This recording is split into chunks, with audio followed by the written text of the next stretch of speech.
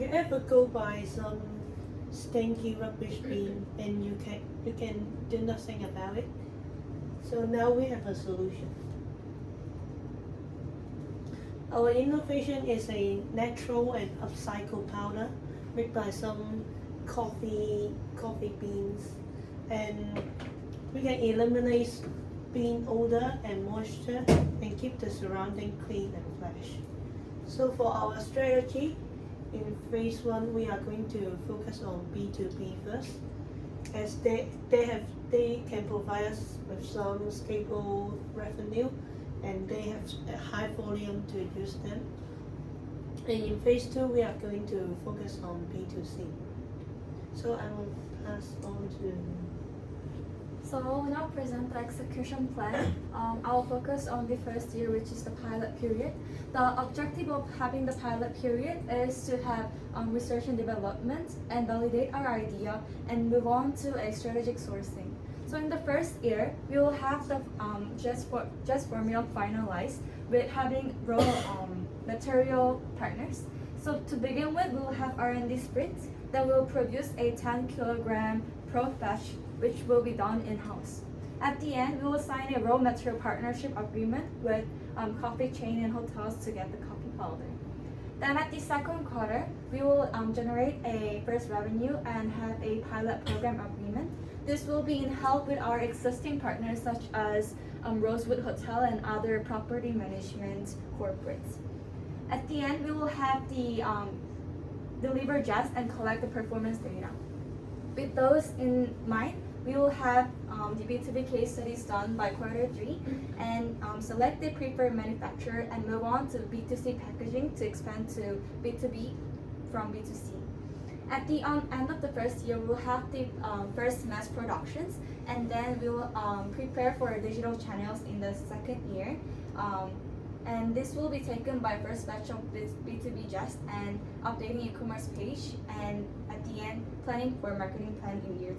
Then I'll pass the turn to Jeff to explain year 2 and 3 plans. For year 2, basically we're just scaling up what we have for B2B from originally 2 to 3 plans up to hopefully around like 10 something in B2B. And the most important thing in year 2 is that in Q2 we're trying to have a plan to reach out to the government to see whether it's possible to have our product inside the housing authority as well as the FEHD.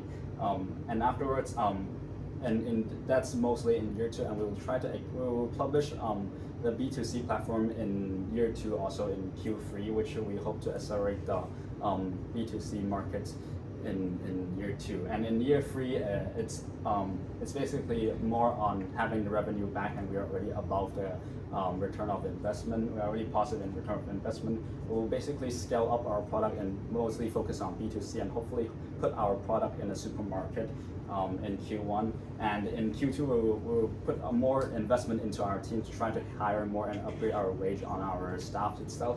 And in Q3 and Q4, mostly it's about how we could launch our collaboration with the government to see whether our product could be placed into the governments. And in Q4, it's just future planning and stuff. So now I'll pass it on to Carol for our finance. Okay, thank you, Jeff. So let me re-emphasize the amount of capital that we're seeking. So we're seeking for a 250,000 investment, and this is meticulously calculated based on our year 1 net operational cash burn of 230,000.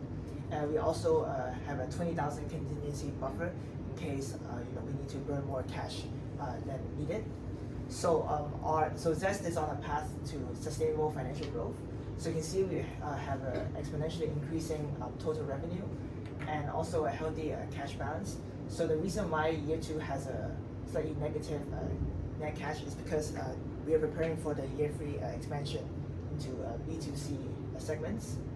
So by the end of year 3, we will have achieved ROI break-even, and at the same time, as Jeff mentioned, we also achieved a operational break-even by Q4 of year 2. So that means the business is self-sustainable. And finally, we can also reinvest our profits into Ways Out, the main enterprise, to continue to do more social innovations. So what are you waiting for? Invest in Zest. Thank you. Okay, 3 minutes, go.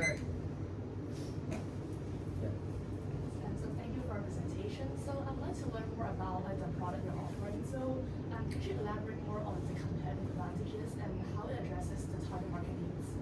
So basically, our product is this. What we have is we utilize coffees or like dried fruit the originally waste of Hong Kong. Waste of Hong Kong originally used these kinds of food waste and turned it into jewelry itself. So the process of doing is also making it dry and then stramming it into powders, and then afterwards we'll combine it into jewelries. But what we now do is in the powdered stage, we change it that we add more smells, we add like lemons flavors, we add like different chemicals into it, and makes it able to be placed into a bin, which there may be like smells, there may be bugs, or there may be moisture, and after you place in the product into the bin, it will reduce all of the stuff that the problems I mentioned above, and keep the surroundings fresh and good. And for B2B, we have a larger scale of products, maybe like 50 kg per month for them. For B2C, we'll hope to have like a 1 kg monthly supply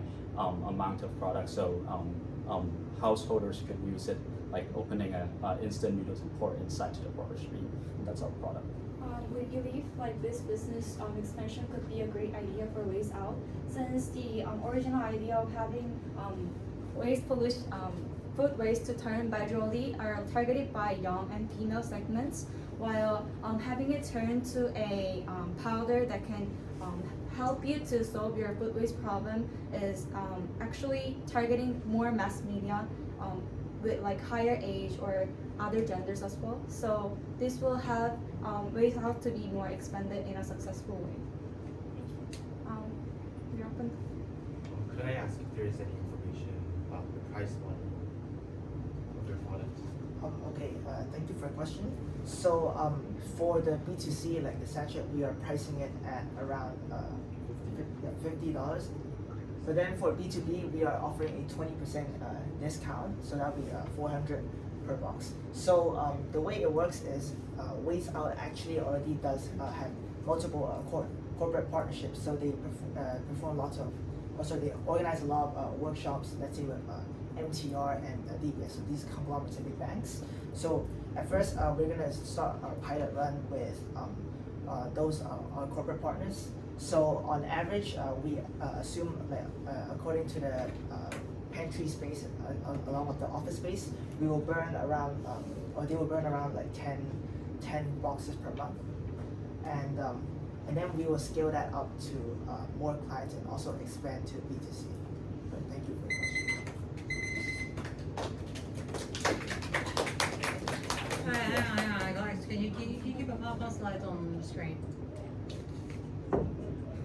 Right, people, can you go to execution plan? This is like hot wordy, very wordy.